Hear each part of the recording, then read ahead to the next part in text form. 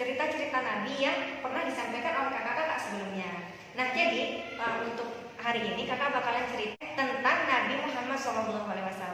Nah, sebelum kita lanjut ke cerita tentang kelebihan Nabi Muhammad SAW, kita harus kenal dulu tuh siapa sih ibu dari baginda Nabi Muhammad SAW, ayahnya, kakeknya, beserta pamannya gitu. Nah, tapi untuk kali ini kakak akan menceritakan tentang keluarga Nabi melalui lagu. Siapa yang pernah dengar lagu tentang keluarga Nabi Muhammad SAW? Oke, kalau ada yang tahu kita nyanyi bareng ya. Oke, 1, 2, 3. Anak-anak Nabi ada 7 orang, 3 laki-laki, 4 perempuan. Pertama Qasim, Abdullah, Ibrahim, Zainab, Ruqayyah, Ummu Kalsum, Fatimah. Zainab, Ruqayyah, Ummu Kalsum, Fatimah. Ibunya bernama Siti Aminah, ayahnya bernama Abdullah, kakeknya bernama Abdul Muthalib, pamannya bernama Abu Thalib. Nah, gimana? Udah pada tahu nggak lagunya kayak gimana? Oke, kita nyanyi bareng-bareng ya. 1, 2, 3. Anak-anak Nabi ada 7 orang, 3 laki-laki, 4 perempuan. Pertama Qasim, Abdullah, Ibrahim, Zainab, Ruqayyah, Ummu Kalsum, Fatimah. Zainab, Ruqayyah, Ummu Kalsum, Fatimah. Yeay, benar. Oke, sekarang kita lanjut ke cerita. Ya, jadi Nabi Muhammad SAW itu adalah nabi yang terakhir. Kalau ada yang ngaku-ngaku jadi nabi setelah Nabi Muhammad, itu bukan nabi, ya. Nah, Nabi Muhammad SAW ini mempunyai banyak kelebihan yang tidak dimiliki oleh nabi-nabi sebelumnya. Nah, pertama, kelebihan yang pertama itu kira-kira apa? Ya, kelebihan pertama itu Allah Subhanahu Wa Taala ikut bersolawat kepada Nabi Muhammad SAW.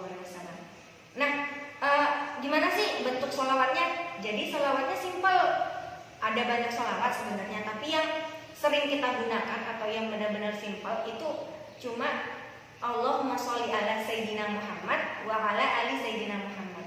Nah, jadi sebelum perintah atau anjuran bersolawat ini diturunkan untuk umat muslim, Allah beserta para malaikat itu telah bersolawat terlebih dahulu kepada baginda Nabi. Jadi Allah aja bersolawat, kok kita nggak mau bersolawat gitu ya.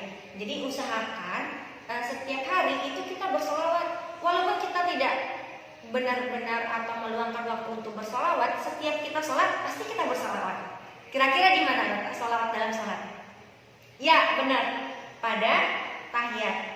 Nah, waktu kita bertahiyat itu kita membaca sholawat. Tapi alangkah baiknya sebelum atau waktu kita jalan-jalan, waktu kita duduk, itu kita bersolawat. Karena sholawat itu sendiri tidak akan ditolak, pasti akan diterima kapanpun dan dimanapun kita mengucapkan sholawat. Tapi jangan di kamar mandi juga ya. Oke, selanjutnya kelebihan yang kedua itu yang selalu atau yang sering kita baca, yang setiap sore adik-adik pelajari di masjid. Apa yuk? Iya, benar, Al-Quran. Nah, jadi Al-Quran ini merupakan kelebihan dari Nabi Muhammad SAW yang tidak diberikan kepada nabi-nabi sebelumnya. Jadi Al-Quran ini merupakan kitab bagi umat muslim yang apabila kita membacanya kita akan mendapatkan pahala. Nah, satu huruf dari Al-Quran yang kita baca itu ganjarannya 10 kali lipat. Jadi pernah dengar nggak kalau alif lam mim itu bukan 1 huruf tapi 3 huruf, alif, lam, dan mim. Nah, gimana nih kalau kita baca Al-Fatihah, itu kan banyak tuh hurufnya. Bismillahirrahmanirrahim. Itu berapa tuh hurufnya? Nah, itu aja udah banyak. Itu aja kita mendapatkan pahala yang banyak tuh. Jadi jangan pernah buat malas untuk membaca bagi yang belum bisa baca Al-Quran, kita mulai dari Iqra, mulai dari jilid seperti itu. Jadi kalau misalkan kita adik-adik belum bisa baca Al-Quran, jangan bilang, wah aku nggak bisa dapat pahala nih dari baca Al-Quran. Nah nggak apa-apa, dari belajar mengenal huruf hijaiyah itu sudah mendapatkan pahala insya Allah. Nah jadi jangan malas ya. Oke, dan juga Al-Quran ini itu keistimewaan dari Al-Quran, tidak ada yang bisa merubah isi dari kandungan Al-Quran. Misal nih ada, aku kan pintar, aku mau mengubah isi Al-Quran. Oh tidak bisa. Jadi Al-Quran itu akan tetap berisi seperti Al-Quran itu tidak akan bisa dirubah oleh siapapun. Walaupun kalian membuat grup terus mau buat